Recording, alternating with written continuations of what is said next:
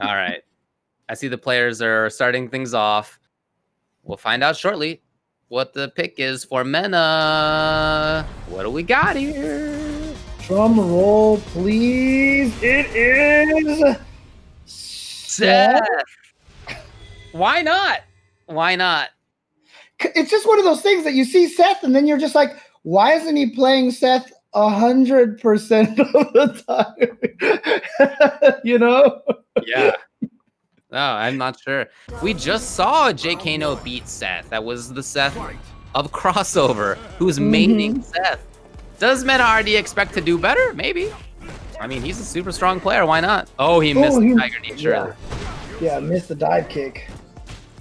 Okay. Yeah, like you said, this is something that Jkno already overcame. You know, we saw him win against Seth earlier. So interesting that this is what Mena decides to go with. That, obviously, the V-Skill 1, obviously one of the more annoying things to deal with. We saw Jkno run into that like 90 times. And now close to Seth. Wow. Is it in time? Yeah, there you go. Gets the uppercut, tries to shimmy, but again, with that kind of a life lead, you and that much life left, you're willing to take those throws. Triggers available now. Just wanted offensive V reversal instead. Ooh, I love this just like that. It's pressure time. I almost was.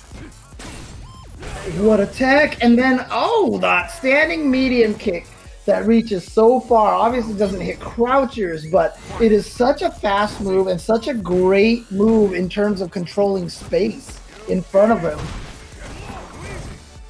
And we're seeing what was really bad for Jkno when he played against crossover. Stuck in the corner, right? Unable to throw fireballs. Not really jumping in. We're not seeing that here. We're not seeing him dash forward. We're not seeing him do those offensive things. That worked versus crossover. I remember when Sagat first came out. Then easier said than done. Second time he's done that there. Oh, just the instant confirm off of the spin kick into the critical art is gonna give Mena RD game number 1. He's making it look good. He's chasing Jkno into the corner. That's happened now in both rounds. He was buffering at a really nice spot with crouching strong to continue pressure. Use crouching roundhouse at great spots. Definitely feels like a little bit more aggression from Mena RD. Yeah.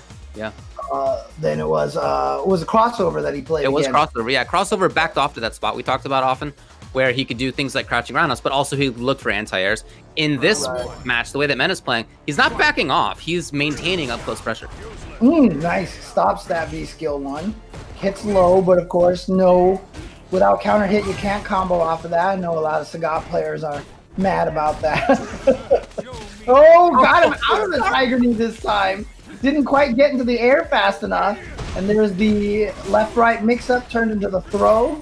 And now the shimmy and the stun. No, not quite. But the raw overhead from Mena. Yeah, and as we mentioned, the aggression level between Mena and crossover right now are two very different things. And part of me is almost thinking that Mena's like, man, I've already told the crossover how to beat Sagat with. Let me show him how it's done. You may be right. And right now he is, to be fair. Saves the bar. He was hoping to see some button come out of Jkno. Nothing there. Oof. Here we go. No Kara uppercut though. Yeah, this time, okay. I was about to say, the Kara uppercut for Sagat is one of the most satisfying things to land in this game. But, ooh, here we go, towards the corner again, and Mena RD again, being super aggressive, saying, you know what, I know Sagat doesn't have a lot of range at the farthest range, even if I'm -4, not a ton of damage. So he's just being really aggressive. He's backing off a little bit now. He does have super, ooh. And he can get close to chipping out here. Yeah, this is very, very dangerous. Very dangerous. Actually, I love it because that was a moment that Mena could have turned into chip pressure. Absolutely could have. I think that's such a well-targeted bit of aggression right there by Jkno. Oh, man. Here we go. This is the offense that he used versus crossover. Yes, the risks. Yeah, we've seen this from Jkno, how aggressive he is, how much risk he is willing to take. But here comes Mena RD. Oof. Got right under that high tiger shot. Uppercut, bat drill. Look at the damage on that. Uh-oh, activation. This could be it right here. No, not quite. Not quite.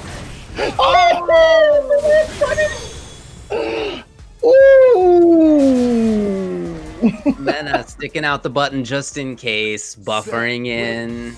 Ooh. And sealed it. That's a real unfortunate loss, I must say, for Jkno, who had turned on the juice so heavily, and to still lose that is a big bummer. Yeah. Oh, off of the light kick. He whiff punished the standing light kick of all things. Wow.